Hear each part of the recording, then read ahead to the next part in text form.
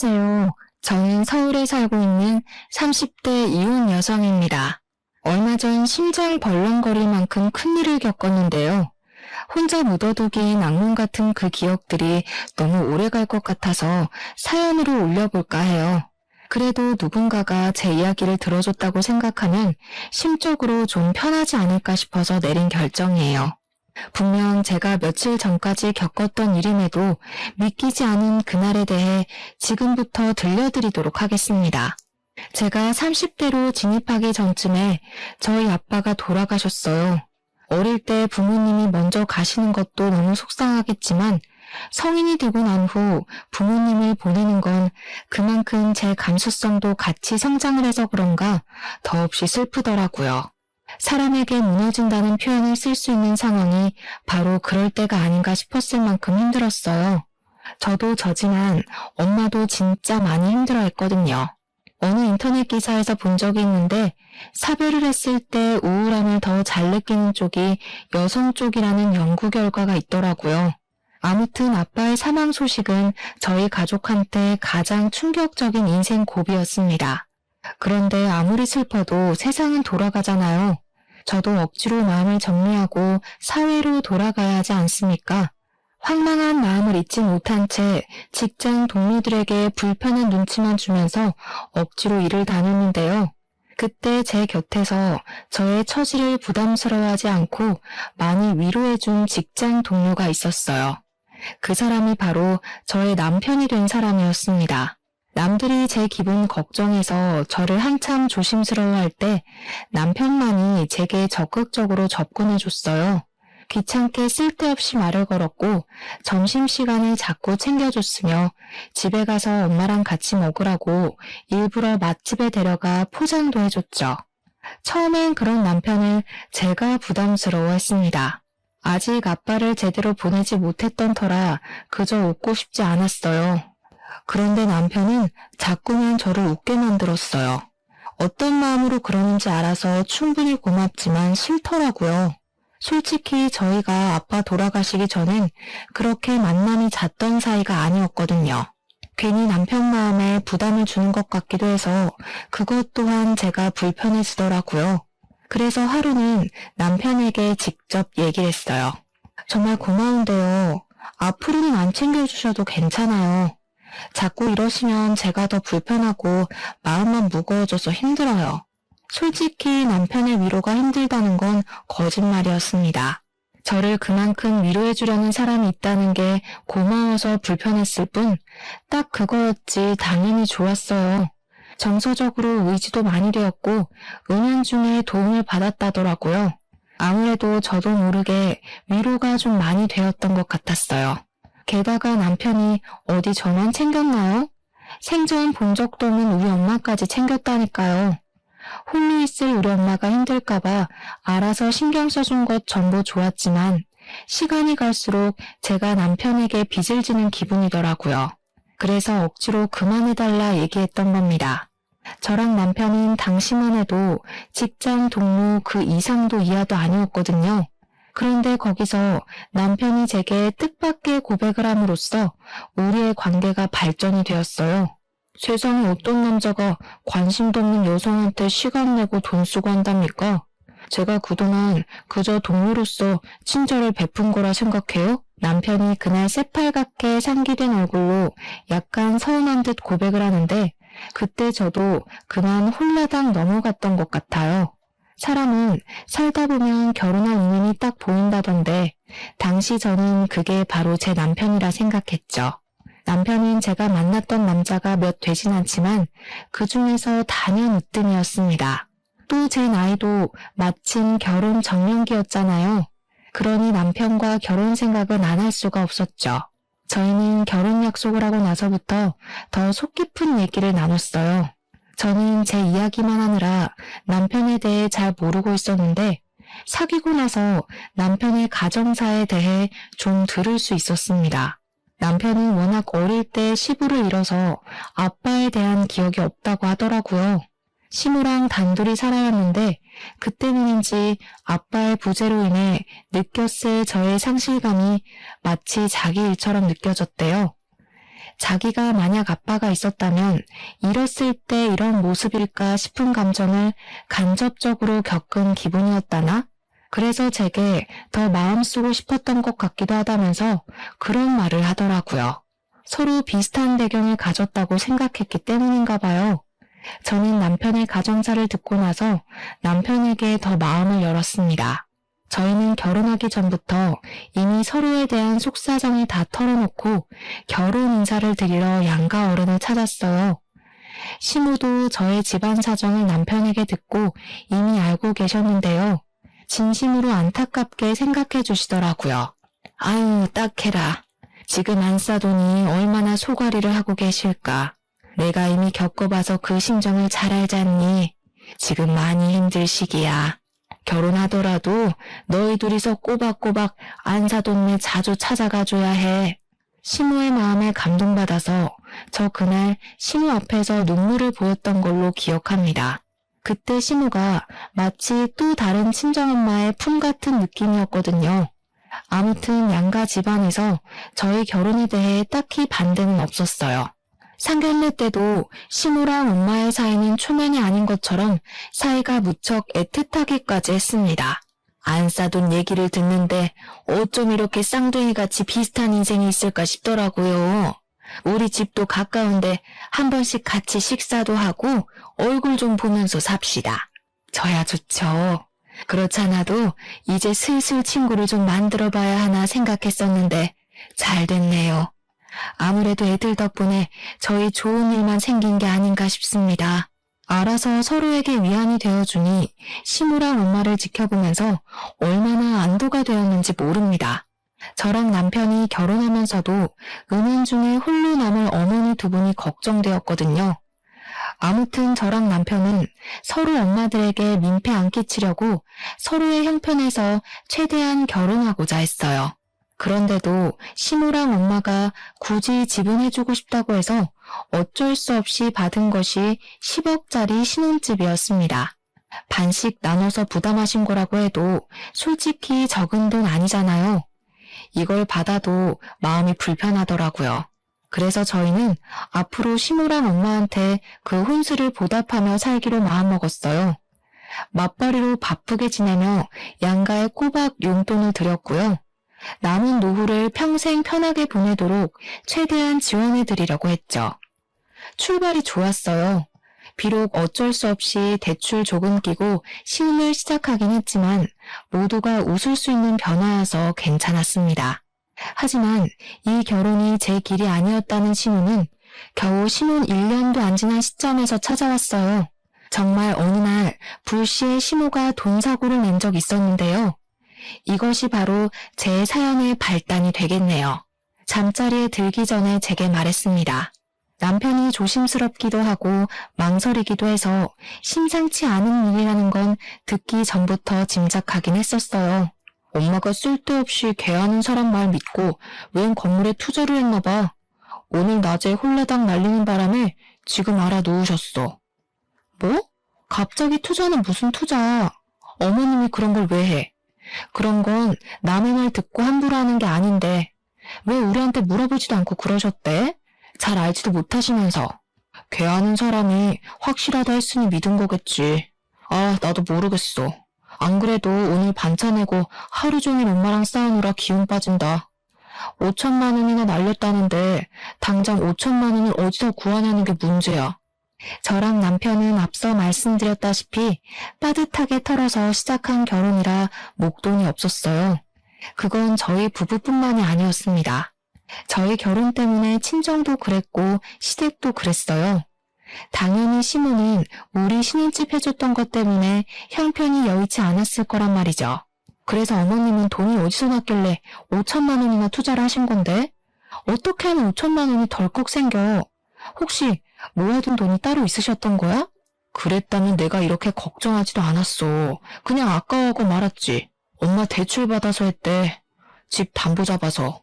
대출이라니 더 골치가 아팠습니다. 없는 사정에 욕심냈다가 지금 배때기 터졌다는 얘기 아닙니까? 이거 정말 막막한 상황이었습니다. 그렇다고 그 5천만 원 빚 막고자 우리 쪽에서 또 대출을 받기엔 곤란했어요. 이미 우리가 혼수한다고 약간의 대출 끼고 있어서 더는 신용에 위험할 수 있었거든요. 이래저래 방법을 생각하던 저는 차라리 신혼집을 더 싼 곳으로 옮길까 거기까지 염두에 둘 수밖에 없었습니다. 때마침 저도 모르는 사이 제 눈치를 보고 있던 남편이 엄청 조심스럽게 꺼낸 얘기가 있었는데요. 사실 방법이 아예 없진 않잖아. 그러지 말고 장모님한테 좀 빌리면 안 될까? 어차피 장모님은 돈 여유 좀 있으시니까 우리가 빌렸다가 차차 갚기만 하면 서로 피해보는 일 없을 것 같은데. 저희 집은 아빠가 돌아가시고 나서 물려받은 재산이 좀 있었는데요. 그걸 남편이 모르지 않거든요. 그런데 저도 생각 못하고 있었던 친정의 재산을 남편이 먼저 얘기를 하니까 기분이 좀 이상했습니다. 뭔가 남편의 해결책은 애당초 친정의 재산밖에 없었던 것 같은 느낌이라 기분 나빴어요. 안 돼.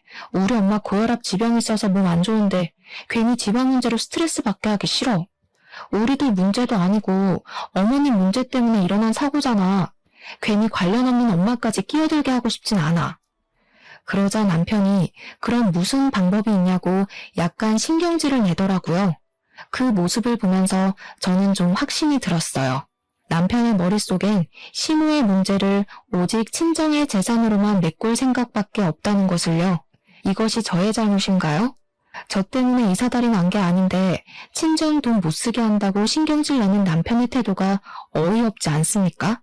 왜 다짜고짜 성질이냐고 했더니 남편은 그저 자기 엄마가 우리 신혼집 해준다고 없는 돈 다 끌어모아서 우리 퍼다 줬는데 5천만 원도 못 해주냐고 따지는 거 아니겠습니까? 그럼 우리 엄마는 돈이 차고 넘쳐서 마음껏 퍼다 줘도 된다는 거야? 우리 엄마 돈을 왜 당신이 마음대로 결정하라고 하는데? 그러니까 물어만 보자는 거잖아. 장모님이 싫다고 하면 나도 더는 안 물어보지. 물어보는 게 그냥 돈 받는 거나 마찬가지인 거야. 우리 엄마 성격에 우리 부탁을 거절할 것 같아? 아무튼 엄마는 절대 안 돼.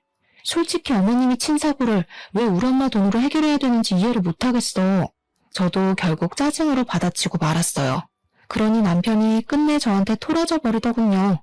그날 이후 아침도 안 먹고 출근했고 저한테 말도 안 걸었습니다. 왜 이렇게 초등학생같이 구는 건지.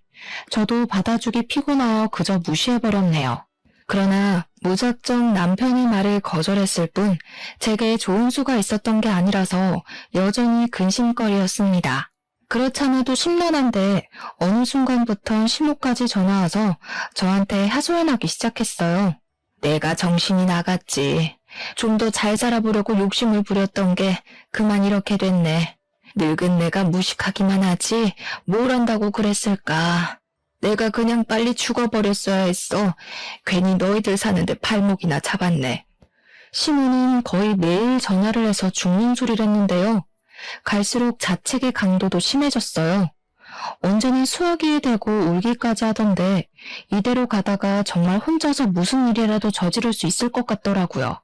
매번 죽고 싶다, 죽어야겠다 하는데 제가 그런 생각이 안 들겠습니까? 근데요, 시모가 걱정이 되긴 했지만 한편으론 약간 짜증도 났어요.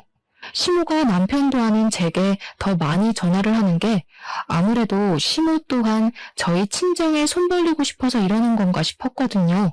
물론 이건 엄연히 제 추측이라서 시모한테 대놓고 티를 내진 않았습니다. 그러나 깨름칙한 마음이 계속 남아있었어도 남편과 시모 또한 저의 가족이잖아요. 그들의 곤란한 사정은 곧 제 사정과도 같으니 계속 모른 채 하는 것도 한계가 있었습니다. 결국엔 엄마한테 부탁하는 방법뿐인 거다 생각하던 찰나 어느 날 갑자기 남편이 밝은 얼굴로 귀가하는 걸 보았어요. 눈에 띄게 달라진 안색에 물어보지 않을 수가 없었는데요. 맨날 제가 묻는 말을 씹기 바쁘더니 이번에 좋은 일 있냐고 묻는 물음에는 시모의 돈 문제를 잘 해결했다면서 대답해 주더라고요. 정말? 안 그래도 그 얘기 때문에 당신이랑 다시 한번 얘기해 보려고 했는데 어떻게 해결했어? 혹시 사채라던가 담보라던가 나쁜 방법 쓴 거 아니지? 네가 돈은 뜨고 지켜보는데 그런 걸 내가 몰래 할 수 있을 리가 있었겠냐? 아무튼 더 이상 엄마 돈에 대해선 신경 안 써도 돼. 동창 친구한테 차용증 써주고 빌렸거든. 사업 성공한 동창이 마침 있어서. 뭐? 그 친구한텐 또 언제 갚을 줄 알고. 그 친구랑은 신용 확실한 관계 맞아? 무슨 동창인데? 나도 아는 사람인 거야? 그만 좀 캐물어. 어차피 당신 모르는 사람이고 이미 다 끝난 얘기야. 급한 불 먼저 끄는 게 중요하니까 어쩔 수 없잖아. 두 손 놓고 있다가 손가락만 빨 거야? 남편의 말도 물론 일리가 있었습니다. 그런데 묘하게 남편이 더는 제가 질문하지 못하도록 입을 막으려는 것 같은 태도를 보이는 것 같더라고요. 제가 조금만 더 깊게 물으면 그만 대답을 피하려고만 했습니다. 그러다가 나중엔 자기 못 믿어서 그러는 거냐고 약간 신경질을 내기도 했죠. 괜히 싸움으로 번질까봐 저도 그만하고 말았어요. 일단은 남편 말대로 급한 불은 끌 수 있었습니다. 그 이후로 시모도 더 이상 죽는 소리를 안 했고 시간 지날수록 남편과도 관계가 원만해졌거든요. 오히려 돈 문제가 터지기 전보다 더 좋은 사이가 된 것 같기도 했습니다. 어쨌든 숨통이 트여서 좋았어요.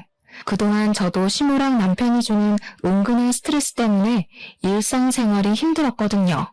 남편이 친구한테 돈을 빌렸다는 것이 마음에 걸렸으나 그래도 확실히 기분은 편했습니다. 그래서 한동안 신경 못 써줬던 친정엄마를 들여다볼 여유도 생겼어요. 괜히 엄마한테 불똥 튈까봐 돈 문제로 예민할 땐 엄마를 잘 만나지 않았거든요. 남편도 저보고 쉬는 날에 친정 가서 마음 편히 쉬고 와도 된다고 배려해줬어요. 제가 제 실수도 아닌 일에 마음 고생한 걸 이해해주면서 미안했다고도 하더라고요. 그래서 이미 저는 그 사과를 달게 받았는데도 남편이 주는 배려를 충분히 즐겼어요. 그때부터 저는 거의 주말마다 친정을 가기 시작했습니다. 남편은 한 번씩 저를 따라왔지 그 차용증 써준 친구와 만남을 유지해야 된다는 이유로 바빠서 주말엔 거의 외출을 하였어요. 삐걱거리던 부부관계도 시모 돈 문제도 생각보다 수월하게 지나가는 것 같아서 다행이었는데요. 한 가지 제 마음에 걸리는 것이 있었어요. 그건 의외로 저희 친정엄마였죠. 이전보다 친정엄마와 같이 시간 보내는 날이 많아졌음에도 불구하고 친정엄마는 어딘가 모르게 불안해 보였어요. 어느 날은 엄마가 저한테 뜬금없이 남편과의 관계를 묻더라고요. 요즘 박서방이랑은 문제없이 잘 지내고 있는 거지? 너한테 무리한 요구하는 거 없고? 무리한 요구? 그런 게 있을 리가 있나? 당연히 괜찮지. 오히려 남편이 잘해줘. 갑자기 그런 걸 왜 묻는데? 그래? 아니다. 잘 지내는 거면 됐어. 엄마는 우리 딸이 엄마 없는 세상에서도 쭉 행복했으면 좋겠거든. 그러려면 박서방 역할이 중요하니깐. 엄마는 나이 드니까 별 생각이 다 든다면서 신경 쓰지 말라고 했으나 확실히 그간 제가 봐왔던 엄마의 모습과 달라서 걱정을 안 할 수가 없었습니다. 그렇게 시간이 더 지날수록 엄마는 이유 없이 안색이 안 좋아져 갔어요. 근데 저는 그게 단순히 건강 문제인 줄 알았습니다. 엄마에게 더 좋은 걸 먹이고 병원에 잘 데려가기만 했죠. 그럼에도 엄마에게서 별다른 차도가 없어 보여 혹시 심리적 문제인가 싶었어요. 아빠가 돌아가신 것이 여전히 엄마를 힘들게 하고 있기 때문일지도 모른다는 생각이 들었습니다. 마침 그 시점에 시모가 저한테 전화와서는 친정엄마가 뭘 좋아하냐, 반찬이나 좋아하는 여행지 등을 묻기 시작했는데요. 시댁이랑 친정이 그리 멀지 않다고 말씀드렸잖아요. 결혼 전에도 시모랑 저희 엄마가 서로 잘 지내보자 했기 때문에 그래서 시모가 그런 걸 묻는 줄 알았습니다. 그 사실을 잠깐 잊고 있었는데 참 잘 되었다고 생각했어요. 엄마도 매번 친구 없이 혼자 지내셔서 시모랑 같이 어울리면 좋을 것 같더라고요. 시기적절하게 시모가 그런 제안을 줘서 얼마나 감사했는지 모릅니다. 그래서 저는 시모한테 챙겨줘서 고맙다는 말까지 하면서 정보를 알려주었어요. 엄마랑 시모는 따로 제게 연락하는 것 없이 알아서 왕래를 하며 지내는 것 같았습니다. 그리고 어느 날이었죠. 시모가 엄마랑 나들이 가고 싶다고 친히 도시락까지 준비해 친정 간 적 있었어요. 도시락 재료 사는 건 제가 도와드렸고 나들이 떠나기 전날엔 시모랑 담소를 나누며 재료 손질도 같이 했었습니다. 두 분이서 나들이 가기로 한 당일 저는 엄마한테 연락해서 조심히 다녀오라고 인사를 했어요. 엄마의 목소리가 그렇게 썩 좋은 건 아니었지만 그래도 저랑 시모가 같이 노력하고 있으니 차근차근 좋아질 것이라 믿어 의심치 않았습니다. 그런데 당황스럽게도 그날 하루 종일 엄마와 연락이 두절되었어요. 저희 엄마는 새벽에도 제 전화면 거두절미하고 무조건 받는 사람이거든요. 근데 잘 시간도 아닌 저녁에 연락 두절인 게 너무 이상하더라고요. 시모도 나들이 다녀왔다는 연락 한 통이 없었는데 시모까지 연락 안 되다가 겨우 저녁에 연락이 닿았거든요. 어머님, 혹시 집에 몇 시쯤 들어가셨어요? 저희 엄마가 연락이 안 돼서 그러는데 나들이 헤어지고 바로 집에 가신 거 맞죠? 아, 그럼 내가 안 사돈을 집까지 데려다 줬는걸. 근데 오랜만에 움직여서 그런지 계속 피곤하고 잠이 온다 하긴 하더라. 아무래도 자고 있어서 전화 못 받는 것 같은데? 시모는 괜히 잠든 사람 깨우지 말고 내일 다시 전화해보라고 안심시켜 주었습니다. 자기가 분명 집에 들어가서 이불 펴는 것까지 봤다면서 제 불안한 마음을 계속 달래주었어요. 전화를 끊고 나니 남편까지 저더러 너무 걱정이 심하다고 말하길래 그런가 싶어서 그냥 잠자리에 누웠거든요. 그런데 아무래도 신경이 쓰여서 잠이 안 오더라고요. 혹시라도 엄마가 아빠 따라가 버릴까봐 그 불안감이 저를 무섭게 만들었어요. 결국엔 그 새벽에 저 혼자 차를 타고 친정집을 찾아갔습니다. 혹시 엄마가 자고 있을까 싶어서 조심스레 들어갔어요. 그런데 당황스럽게도 엄마가 방에 없더라고요. 집을 뒤질 것도 없었지만 온 집을 뒤졌는데도 엄마가 보이지 않아서 등줄기에 소름이 쫙 돋았습니다. 집이 아니면 갈 곳이 없는 사람인데 그 새벽에도 집에 없다는 건 제가 안 좋은 생각을 할 수밖에 없도록 만들었어요. 엄마가 혹시 상실감을 견디지 못해 극단적인 선택을 한 게 아닌가 불안했습니다. 저는 그 자리에서 다시 엄마한테 전화해봤어요. 그런데 그 순간 엄마 휴대폰 벨소리가 집 안에서 울리더라고요. 그 소리를 찾아서 온 집을 뛰어다니다 웬 수납장 아래에 도달했습니다. 그곳은 아빠의 물건만 가득 있는 방이라 평소 들락거리지 않는 곳이었어요. 바로 그 방 안에 엄마의 폰이 있었다는 겁니다. 사람은 없고 휴대폰은 엉뚱한 곳에 놓여있으니 이거 아무래도 심상치 않은 일이라는 직감이 왔습니다. 저는 바로 112에 신고하려고 했어요. 그러나 그 순간 제 눈에 들어온 의문의 종이가 하나 있었는데요. 그건 휴대폰 아래에 같이 있던 것이었습니다. 그걸 보자마자 저는 신고하는 걸 잠깐 멈추게 되었습니다. 그럴 수밖에 없었던 게 분명 처음 보는 종이 서류인데 그곳에 남편 이름이 적혀 있더라고요. 뭔가 싶어서 제대로 확인해봤더니 다름 아닌 차용증인 거 아니겠습니까? 남편이 우리 엄마로부터 5천만 원을 차용한다는 내용이었습니다. 남편이 엄마한테 5천만 원 빌릴 일이 뭐 있겠습니까? 그 액수를 보자마자 저는 바로 알아채겠더라고요. 5천만 원이면 시모가 사고 친 돈밖에 없잖아요. 남편이 차용증을 쓰고 친구한테 빌렸다는 그 5천만 원이 사실은 출처가 엄마일 수도 있다는 얘기였어요. 저는 그 짧은 순간 상황 파악하느라 머리통 엄청 굴렸습니다. 그러니까 제 예상이 맞는다면 남편이 저 몰래 결국 엄마를 찾아와서 5천만 원만 빌려달라고 한 거였고 친구한테 빌렸다는 건 순 거짓말이라는 거 아닙니까?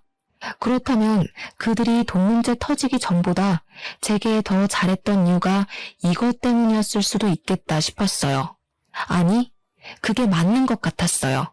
갑자기 친정엄마한테 그리 잘해주고 챙겨주고 했던 것도 친정엄마한테 돈을 뜯어갔기 때문이었고요. 그리고 이 사실은 엄마도 알고 있는 듯 했습니다. 지난날 엄마가 저더러 남편과 사이 괜찮냐고 물었던 것도 부부끼리 사이만 괜찮다면 됐다고 한 것도 다 이런 이유가 전제로 깔려 있었기 때문이었어요. 그 차용증 하나 때문에 저만 몰랐던 모든 실마리가 풀려버린 셈이었습니다. 엄마가 휴대폰 밑에 차용증을 같이 두고 외출을 했다는 건 제가 언제 한번 집에 찾아올 거란 걸 알고 취했던 행동 같았고 이러한 실체를 제가 알길 바랬던 것 같았어요. 저는 정말 아무것도 몰랐어요. 그저 남편과 시모에게 감사한 마음으로 살았던 그동안의 시간이 후회스러웠습니다. 우선 엄마가 무사한 게 먼저였으니 일단 112에 전화해서 우리 엄마를 실종 신고했습니다. 저는 이 주제넘는 두 사람의 악행을 절대 용서하고 싶지 않았어요.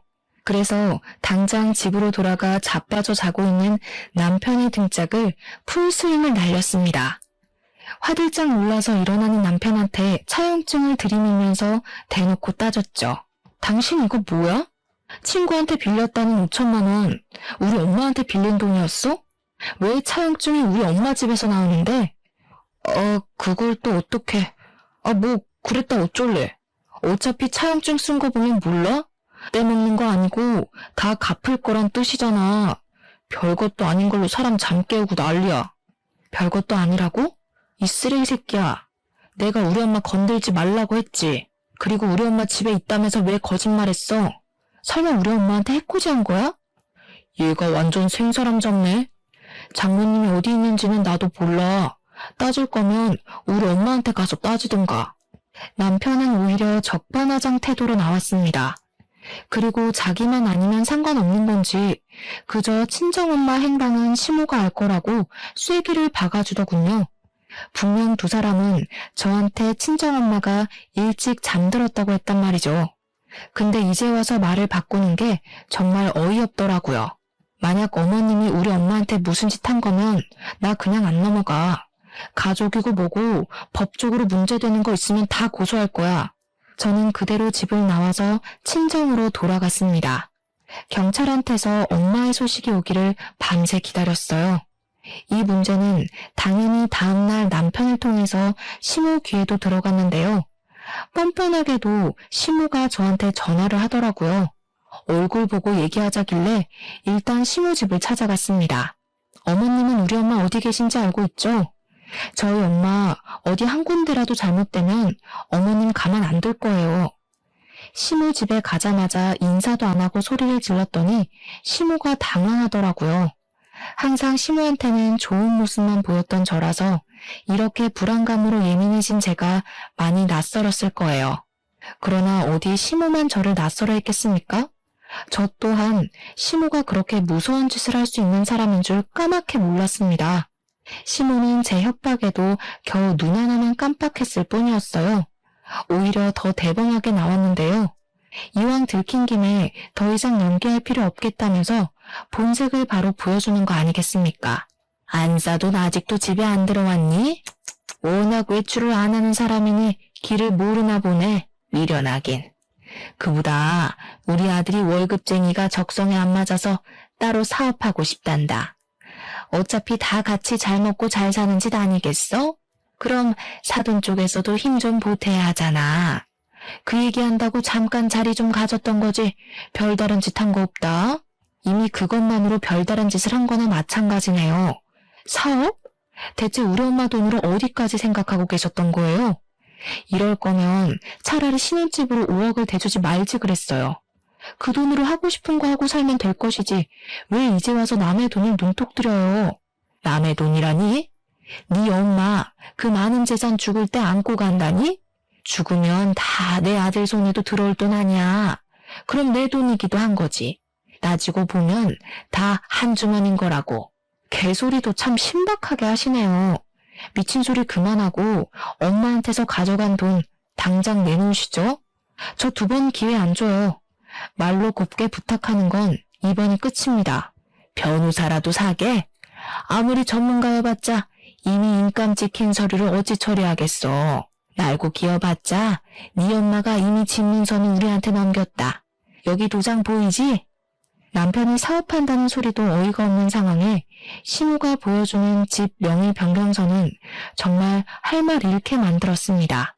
시모가 가리키는 인간 부분을 보니 진짜 도장이 찍혀 있더라고요. 너 엄마가 아주 딸 일이라면 못하는 게 없으신 분이더구나. 나를 위해서라고 하니까 의심도 안 하고 바로 도장 찍더라고. 참 좋은 엄마를 뒀어. 시모랑 남편은 우리 엄마한테서 5천만 원을 가져간 걸로 모자라 집까지 뜯어갔습니다. 가장 소중한 관계가 될 거라 생각했던 사람들에게 배신을 당하니 정말 머리가 새하얘지더라고요.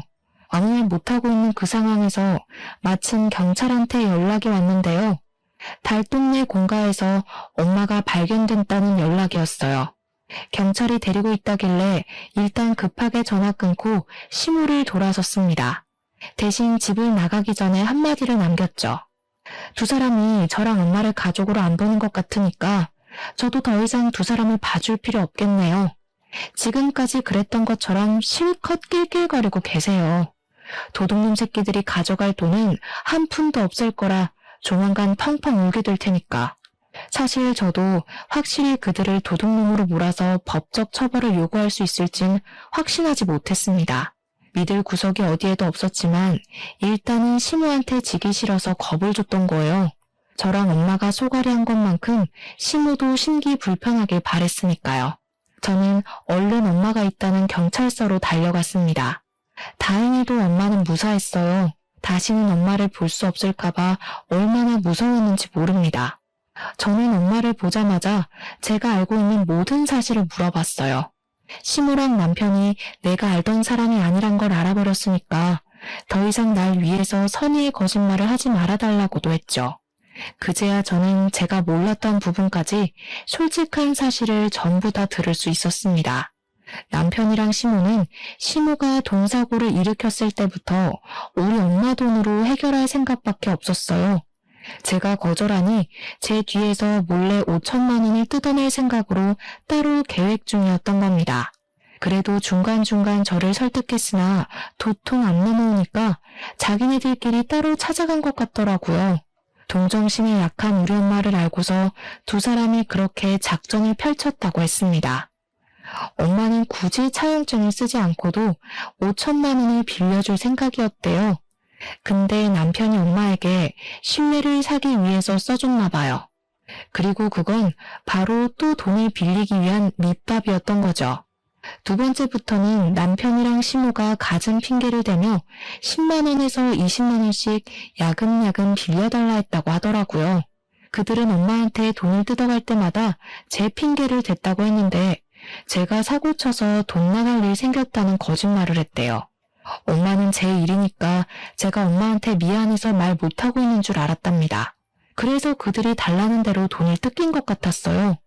미안해 엄마, 내가 더 빨리 알아차렸어야 하는데 한 입을 덮고 살면서도 몰랐어. 나는 엄마한테 최대한 돈 얘기 안 하려고 했거든. 그들 욕심은 부끄러운 줄도 모르고 날로 커져갔는데요. 가장 최근에 문제가 된 것이 바로 나들이 사건이었던 거예요. 시모가 나들이 핑계로 남편 사업자금 좀 당겨달라고 엄마한테 협박했다더라고요. 분명 허술한 말장난으로 엄마를 꿰어낸 것일 텐데 엄마는 의심 한 번 안 하고 시모한테 그리 큰 돈을 그냥 넘겼답니다. 시모가 또 제 핑계를 댔다고 하던데 솔직히 그쯤 되면 엄마가 한 번이라도 의심을 해야 되는 거 아닌가 싶더라고요. 아무리 딸을 위하는 일이라 해도 그렇지 어떻게 나한테 확인도 안 해보고 집 명의 변경서에 도장까지 찍으면서 그들 말만 믿을 수가 있는 건지 이해가 안 되었어요. 대체 왜 그랬어? 엄마 돈 헤프게 다루는 사람 아니잖아. 아무리 우리가 한 식구라 하더라도 이건 아니지. 나한테 더 물어봤어야지. 지금 어머님이 엄마한테서 집 빼줬다고 얼마나 신난 줄 알아? 뭐가 이상하다는 생각 전혀 안 해봤어? 왜 안 했겠어. 걱정 마, 딸. 엄마도 너한테 피해갈지 정도는 구분할 줄 알아. 당연히 그 사람들이 무슨 생각으로 언제부터 변심했는지 다 알았지. 엄마의 말을 듣고 나니 오히려 혼란스러워서 더 이해가 안 되었습니다. 엄마가 하는 말은 그 두 사람 속셈이 뭔 줄 알면서도 돈을 공짜로 내줬다는 소리잖아요. 대체 왜?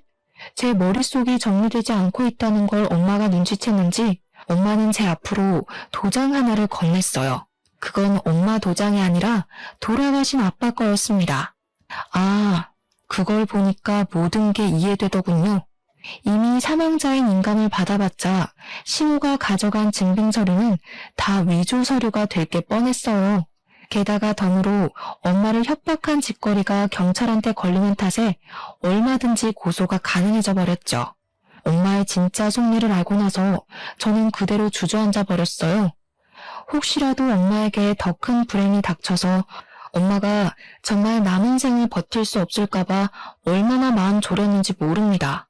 너무 다행이었죠. 이대로면 차용증 받은 5천만 원도 찾을 수 있었고 집도 무사한 데다가 야금야금 뺏겼던 돈은 위자료로 퉁칠 수 있으니 문제 없어졌습니다. 정말 10년 묵은 채증이 쑥 내려가더군요. 저는 그 사람들 절대 곱게 벌받게 해주고 싶지 않았어요. 제 발로 나락을 향해 걸어갔으면 해서 당장 고소하지 않고 기가 막힌 타이밍을 기다렸습니다. 근데 정말 감사하게도 남편이 결혼 1년 만에 불륜을 저지르기 시작했어요. 저랑 틀어지기 시작하면서부터 작정하고 저를 엿먹이고 싶었던 것 같습니다. 불륜 행위에 엄청 당당한 태도더라고요. 어차피 나랑 이혼할 거 아니냐? 장모 돈 훔친 남편이랑 언제까지 한 입을 덮고 살려고? 무슨 속셈으로 버티고 있는지 모르겠는데 네 뜻대로 절대 안 될걸? 그냥 조용히 합의 이혼하지. 뻔뻔하네. 네 입으로 우리 엄마 돈 훔쳤다고 자백해놓고 나더러 합의를 바래? 끝내도 내가 끝낼 거니까 넌 그때까지 계속 찝찝하게 살면 돼. 네가 다시 시작하려는 길도 완전 시궁창으로 만들어줄 거니까 기대해. 그래봤자 너만 고생이지. 나 이번에 여자 하나 잘 물었거든? 걔는 정신력이 강해서 고작 상간녀 소송 당한다고 흔들릴 애 아니거든. 나보고 깔끔하게 이혼하고 오면 내 위자료까지 내준다더라. 나 그 여자 집 밑으로 들어가서 그 집 장인어른 사업 물려받아서 대표할 거야. 남편인 상간녀는 저보다 무려 10살이나 많은 노처녀였습니다. 남편이 돈에 눈이 멀었는지 그런 늙은 년한테 끔뻑 넘어가서는 자랑처럼 짓거려댔어요. 상간녀도 결혼하고 싶으니까 돈이 얼마가 들든 좀 해주기로 했나 보더라고요. 그것 때문인지 남편이 오히려 이혼하자고 당당하게 나오는 거 아니겠습니까? 기가 막혔어요. 사실 이혼하기에 시기가 아주 적절하긴 했습니다. 불륜 소송할 때 다른 고소장도 같이 제출하면 남편이랑 시모가 타격을 강하게 입을 거란 말이죠. 대신 남편이 이혼을 원하고 있는 태도는 좀 마음에 안 들었어요. 하지만 이대로 더 가다간 저까지 괴로운 진흙탕 싸움이 될 것 같아서 그만 끝내기로 했습니다. 저는 그동안 참아왔던 모든 감정을 담아서 이혼 소송을 시작했어요. 당연히 상간녀 소송과 정신적 손해배상도 청구했고요. 저희 엄마도 그들을 상대로 협박죄와 사문서 위조죄 등등 할 수 있는 건 다 신고해버렸습니다. 그리고 당연하게도 집안이 발칵 뒤집혔죠. 제가 친정으로 짐을 다 옮긴 날 시모가 친정집에 들이닥쳤는데요. 다짜고짜 저희 엄마에게 달려들어 머리채를 잡더라고요. 감히 나를 속인 걸로 모자라 고소를 해? 거짓말 친 거 곱게 넘어가 줬으면 고소는 하지 말아야지. 내가 당신한테 사기친 게 없는데 왜 고소를 해? 저는 깜짝 놀라서 시모의 머리채를 잡고 뒤로 당겨버렸습니다. 발라당 넘어지는 시모를 두고 대걸레를 들고 와 시모를 쿡쿡 찔렀어요. 나가 이 사기꾼아. 더 이상 우리 볼 일 없는 사이거든요? 당신이 무식해서 도장 주인도 못 알아본 주제에 누굴 탓하는 거예요? 당장 안 꺼지면 주거 침입으로 또 신고할 거야? 시모는 제 공격이 아팠는지 그대로 기어가 열린 문으로 나가버렸습니다. 닫힌 문 밖에서 상간녀 때문에 참는다고 소리치더군요. 우리 엄마가 인감도장을 속여서 찍었다는 생각에 열불나 했지만 제발 며느리가 생겼으니 그 정도만 하는 것 같았습니다. 어떻게 보면 저희는 손해본 게 하나도 없는 이혼이었거든요. 그런데 저 뻔뻔한 인간들 때문에 감정적인 부분에서 너무 많은 상처를 입었다 보니까 왠지 모르게 패배한 기분이랄까? 아무튼 마음이 찝찝했습니다. 남편이랑 시모가 처절함을 느끼길 바랬는데 그것까진 이뤄내지 못해서 억울함도 없지 않아 있었어요. 그렇게 제 곁을 벗어난 전 남편은 오히려 저를 시원하게 털어냈다며 신이 나서 떠나갔는데요. 보란듯이 약오르게 잘 살 줄 알았거든요. 그런데 이혼하고 반개월쯤 지났나? 시모한테서 전화가 온 겁니다. 생각 없이 받았더니 충격적인 소식을 듣게 됐지 뭡니까? 갑자기 전화해서 이런 부탁하는 게 참 면모가 없다는 거 안다. 그런데도 내가 너 말고는 어디 말할 데가 없어서 염치불구하고 전화했어. 제발 우리 아들 좀 살려다오. 시모는 목소리를 벌벌 떨면서 제게 애걸하였습니다. 전 남편이 교통사고로 전신불구가 됐다는 충격적인 소식을 전하면서 말이죠. 대체 어떻게 된 건가 했더니 전 남편은 저와 이혼하자마자 원했던 3대로 절차를 밟고 있었대요. 상간녀가 이혼 축하 선물로 사준 차가 한 대 있었는데 허풍이 심하게 들어서 그 차를 타고 분수에 맞지 않은 짓을 하고 다니다가 음주사고를 내고 말았다네요. 결국 전 남편은 무고한 생명 하나를 잃게 만들고 자기는 장애를 얻었다고 합니다. 근데 중요한 건 여기서부터였어요.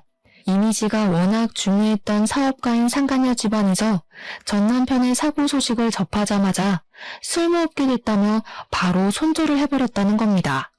원래도 상간녀만이 전 남편을 좋아했지 상간녀 집에서는 전 남편을 탐탁지 않아 했대요. 그런 상황에서 전 남편이 상간녀와 결혼하기도 전에 사고를 쳐버렸으니 집안보다 남자를 선택할 수는 없었던 상간녀가 전 남편을 버린 거래요. 그 바람에 시모가 평생 전 남편을 뒤치다꺼리해야 할 팔자가 되었다고 합니다. 그래서 저보고 어쩌라는 건지 시모가 원하는 대답을 주지 않고 끊어버렸더니 그 뒤로 시모가 우리 친정까지 찾아오더라고요. 주말 아침부터 오랜만에 짜증나는 사람을 보게 돼서 감정이 주체가 안 되더라고요. 시모가 자꾸 저한테 돈 좀 빌려달라고 하는데 그걸 제가 왜 빌려줘야 하나요? 옛날 정 같은 타령도 하더라고요. 도대체 저런 사람들은 정을 준 적도 없으면서 왜 아쉬울 때만 정을 찾는지 모르겠어요. 저는 긴 말하기 싫어서 손수 찬물을 받아와 시모 얼굴에 퍼부어 주었습니다. 제가 아줌마한테 줄 건 이것뿐이네요. 맹숭하셨으니 제발 속 차리고 똑바로 사세요. 영 급하면 차라리 혈육을 찾아가시던가요. 왜 자꾸 생판 남의 등만 처먹으려고 하시나 모르겠네. 한 번만 더 찾아오면 없는 형편에 벌금까지 물게 할 거예요? 그렇게 시모를 쫓아보낸 뒤로 그 두 사람이 어떻게 살고 있는지는 모르겠습니다. 아마 자기 식구들한테 돈 빌리고 다니지 않을까 싶어요. 다 분수에 맞지 않는 욕심을 낸 탓을 해야겠죠. 어쨌든 시모에게 찬물까지 부어주고 나니까 속은 시원하더라고요. 그 사람들 일단 불행해진 거잖아요. 천벌 받은 거나 다름없는 거잖아요. 제가 바랬던 처절한 인생에 근접하게 된 것 같아서 이게 웬 떡인가 싶은 마음이 들더라고요. 세상에서 제일 괴로운 감정이 후회라고 생각하거든요. 그 사람들은 아마 죽기 직전까지 후회하면서 살다가 허송세월 보내지 않을까요? 그것만으로 저는 만족합니다. 결혼해 봤으니까 두 번은 안 하려고요. 앞으로는 저희 친정엄마와 둘이서만 즐겁게 놀아보려 합니다. 제 사연 들어주셔서 감사드려요. 다들 같이 행복하셨으면 좋겠습니다.